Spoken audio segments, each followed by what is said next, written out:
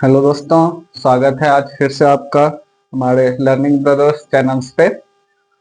मेरा नाम शुभम कुमार सिंह है, आप जानते ही हैं, अब अच्छे से जान गए होंगे। तो कल हम पढ़ रहे थे रसल बाइनरी स्टार हाइपोथेसिस के बारे में कि रसल बाइनरी सर ने क्या अपना विचारधारा, उनका क्या अवधारणा था, क्या सोच था, वो जो हमारे पृथ्वी की उत्पत्ति के बारे में उन्होंने थ्योरी दिया, उसके बारे में पढ़ रहे थे। आज जैसा कि हम बताए थे कि नेक्स्ट क्लास में हम पढ़ेंगे कि होयल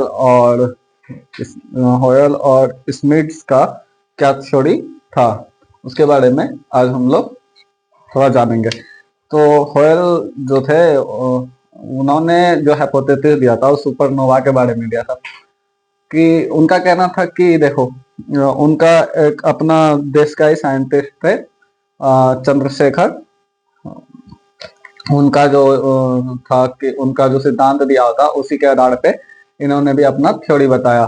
तो होयल का मानना था कि जो मेरा प्रोटोसन है और कंपेनियन स्टार है, वो दोनों में क्या होता, कंपेनियन स्टार जो है वो उसका जो द्रव्यमान था वो सन के द्रव्यमान से 1.44 मास ऑफ सन कम था, ठीक ना। और जो कि चंद्रशेखर लिमिट में बताया गया था कि जो भी स्टार है उसका एक तो 1.44 मास से जो द्रव्यमान है वो कम होता है, या फिर सन से 1.44 मास होता है वो ज्यादा होता है। तो इनका होयल का मानना था कि कंपेनियन स्टार जो है उनका जो मास है, जो द्रव्यमान है वो सन से 1.44 में वो उसका जो लिमिट है वो कम है। तो जिसमें कि कंपेनियन स्टार हाइड्रोजन से बना है, जैसे कि ये प्रोटोसन है। और उनका मानना था कि कंपेनियन स्टार प्रोटोसन के तुलना में ज्यादा बड़ा है, ठीक। और इनका कहना था कि इसका जो मास है, इसका जो द्रव्यमान है वो सन से 1.44 कम है, ठीक ना, लेस देन है। और ये जो है हाइड्रोजन से बना है, और इसका जो साइज है वो जाइंट साइज है। और इनका कहना था कि ये जो न्यूक्लियर है वो हाइड्रोजन और हाइड्रोजन के मिलने से हीलियम बनता है। तो कंपेनियन स्टार में हाइड्रोजन है प्लस हाइड्रोजन, ये दोनों को मिलने से क्या बन रहा है, हीलियम। ये उन्होंने बता रहा था कि प्रोटोन से बड़ा होने का रीजन क्या क्या है, जिससे कि हमारा पृथ्वी का निर्माण हुआ। तो इनका कहना था कि हाइड्रोजन और हाइड्रोजन के मिलने से जब हीलियम बन रहा है तो ये एक फास्ट रिएक्शन होता है। जब भी कोई चीज मिलता है, मिलने से क्या होता है, जब कोई चीज मिलता है तो उसमें एनर्जी रिलीज होता है, लाइटनिंग होती है, तो ये सब चीज मिलने से होता है। तो उनका कहना था कि एक समय ऐसा आएगा जब हाइड्रोजन खत्म हो जाएगा तो क्या होगा, तो उसको जो फ्यूल मिल रहा था, जिससे लाइटिंग हो रहा था, वो समाप्त हो जाएगा। और वो क्या होगा, धीरे धीरे सुपर नोवा में मतलब खत्म हो जाएगा, सुपरनोवा बनेगा और खत्म हो जाएगा, कोलैप्स कर जाएगा। कोई भी चीज आप घर में देखिए, बहुत पहले देखते होंगे तो डिबिया जलाते थे या लालटेन जलाते थे, तो क्या होता था, फ्यूल जलते जाता था, और एक समय आता था फ्यूल खत्म हो जाता तो बुझ जाता था, मतलब समाप्त हो जाता था। या फिर आप गाड़ी देखते हैं, गाड़ी चलाते हैं तो क्या होता है, जब तक पेट्रोल या डीजल से चलता है, उसके बाद जब खत्म हो जाता है तो एनर्जी जब खत्म हो जाता है तो गाड़ी रुक जाती है। तो सेम यहाँ पे भी होयल ने बताया कि हमारा जो प्लेनेट बन रहा था उसमें जो कंपेनियन स्टार था उसको जो फ्यूल मिल रहा था वो हाइड्रोजन और हाइड्रोजन के मिलने से बन रहा था। तो उनका मानना था कि एक समय ऐसा आएगा जब वो सारा हाइड्रोजन जो फ्यूल है वो खत्म हो जाएगा और सारा का सारा हीलियम बन जाएगा। तो इससे दो चीज उन्होंने बताया था कि दो चीज होगा, एक तो डस्ट होगा और एक स्टारर मास होगा, ठीक। तो डस्ट क्या करेगा, एक ये जब फ्यूल हाइड्रोजन खत्म होगा तो यहाँ पे दो चीज होगा, ये क्या होगा, कोलैप्स कर जाएगा, मतलब समाप्त कर जाएगा, ठीक।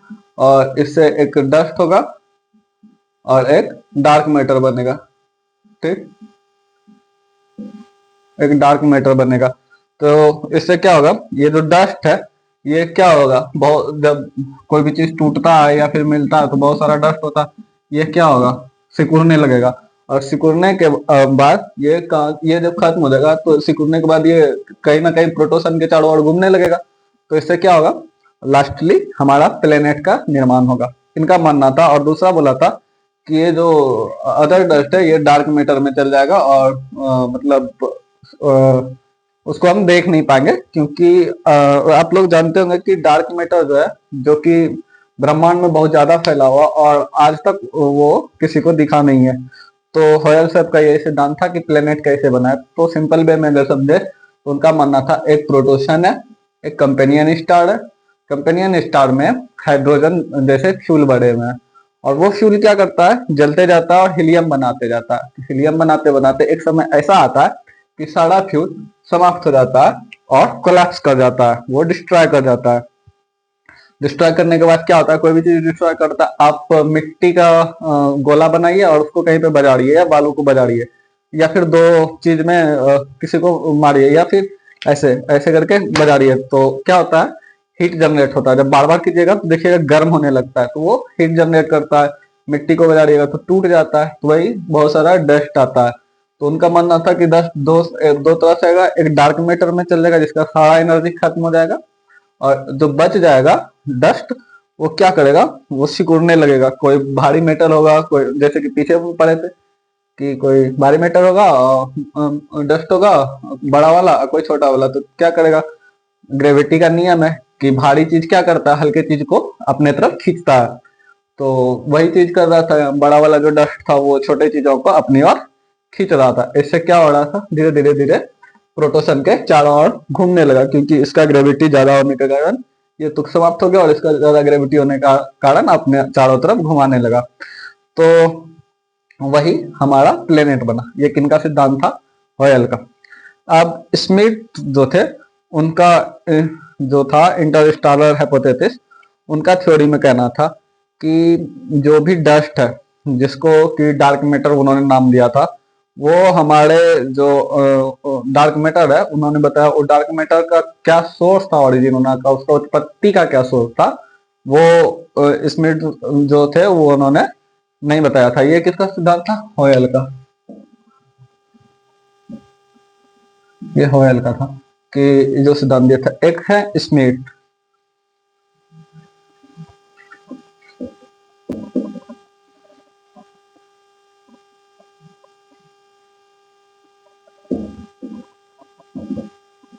स्मिथ, इनका क्या सिद्धांत था कि इन्होंने कहा कि एक डार्क मैटर होता है जिसका कि ओरिजिन हमको पता नहीं है कि उसका उत्पत्ति कैसे हुआ, ठीक, और जो हमें दिखता भी नहीं है। डार्क मैटर इतना डार्क होता है, इतना डार्क होता है, जिसमें लाइट ना के बराबर होता है, मतलब कुछ पॉइंट में होता है जो कि हमें दिखता ही नहीं है। तो इसीलिए उसका नाम डार्क मैटर रखा गया, जो कि हमारे यूनिवर्स में यूनिवर्स के कंट्रीब्यूशन में उसका 80 से 85% कंट्रीब्यूशन है उस डार्क मैटर का। हम लोग जब आसमान देखते हैं तो ब्लैक दिखता है ना, तो वो कहीं ना कहीं बहुत सारा आप देखते हैं टूटता है तारा, तो कहीं ना कहीं वो कभी डार्क मैटर में चल जाता है। कभी सुने ये भी होंगे कि एक दिन हम लोग का प्लेनेट भी डार्क मैटर में चला जाएगा, सन भी जो अभी फ्यूल उसका जल रहा है, एक समय आने के बाद क्या होगा, वो सारा फ्यूल समाप्त होगा और वो भी कोलैप्स करेगा और डार्क मैटर में चला जाएगा। तो उनका भी मानना था कि हमारे यूनिवर्स में 80 से 85% कंट्रीब्यूशन डार्क मैटर का है। तो उन्होंने बताया डार्क मैटर के बारे में कि ये जो डस्ट पार्टिकल है, ये गैस क्लाउड होता है, ज्यादा कुछ नहीं, वो मतलब बहुत से डस्ट होता है, उसका एक बादल बनता है, क्लाउड बनता है, उसी को उन्होंने बताया।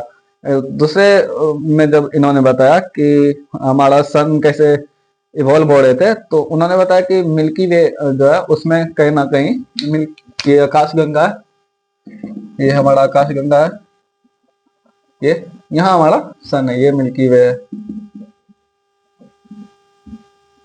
ये हमारा मिल्की वे है, और इसमें ही हमारा सन है।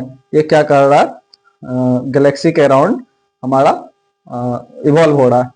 तो इनका मानना था कि during the galactic revolution the sun attract the dark matter. Galactic revolution जब हो रहा था तो जो सन है वो क्या कर रहा था, डार्क मैटर जो है वो सन को अट्रैक्ट कर रहा था, लेकिन यहाँ पे सन का ग्रेविटी की वजह से वो अंदर नहीं जा पाया।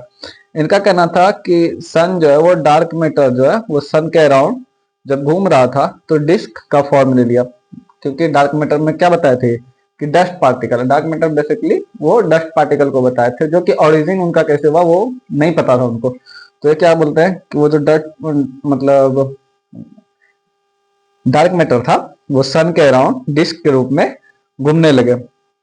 और इससे क्या होता है कि जब ये डिस्क लाइटर डेंसर होता है, इसमें एलिमेंट होते हैं, तो ये क्या करता है, since the disc rotating centrifugal force जो है इसका कैपेबल नहीं होता है, जिससे क्या होता है सन से ये दूर हो जाता है। मतलब जिसका जितना ग्रेविटी था, ये उनका कहना था कि हमारा सन है और यहाँ से जब ये सन है इसके चारों ओर क्या हो रहा है, डार्क मैटर घूम रहा है। और सबका अपना अपना ग्रेविटेशनल फोर्स होता है, किसी का कम होता है किसी का ज्यादा होता है। तो इनका कहना था कि ये ग्रेविटी जो है इसमें जिसका कम था वो सन के पास ऐसे ऐसे करके सारा बनते गया। तो इनका मतलब लाइटर जो जिसका था वो सन के पास रहा और बाकी बार दूर चला गया। तो ये इनका सिद्धांत था। इन्होंने ही सबसे पहली बार बताया था कि सन में जो हमारे मरकरी होते हैं और वीनस होते हैं, मार्स होते हैं, अर्थ होते हैं, जुपिटर होते हैं, ये जो भी है इनका वो पाथ क्या है, उनका रास्ता क्या है, वो सबसे पहले हमारे स्मिथ साहब ने ही बताए थे। ठीक, तो आज हमने देखा कि मतलब ऑर्डर थ्योरी जो था वो आज हमने पूरा कंप्लीट कर लिया, जिसमें कि हमने सभी के बारे में, कांट के बारे में, लाप्लास के बारे में, और फिर Chamberlain, molten, James Jerry, Russell binary, Russell के बारे में, हॉयल के बारे में, स्मिथ के बारे में, इनके बारे में पृथ्वी की उत्पत्ति कैसे कैसे हुआ इनका सिद्धांत पढ़े। ये क्या था, हमारा ऑर्डर थ्योरी था।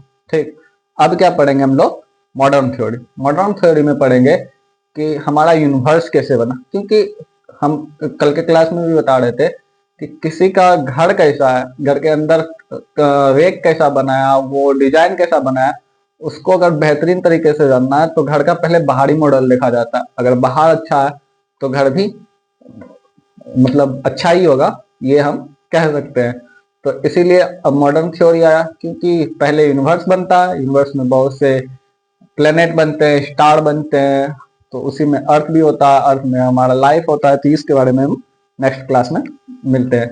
तो अगर वीडियो अच्छी लगे, समझ में आए आपको, तो लाइक कीजिएगा, शेयर कीजिएगा। अगर मुझ में थोड़ा और चाहते हैं कि सर और अच्छे से बताएं, तो सर लिख के बताएं, तो वो भी कमेंट कीजिएगा, जिससे कि हम आपको अपने तरीके से और इम्प्रूव करके बता सके। जो भी हो आप कमेंट कीजिएगा, जिससे हमको भी मतलब इम्प्रूवमेंट का स्कोप मिलता रहे। Thank you, good night.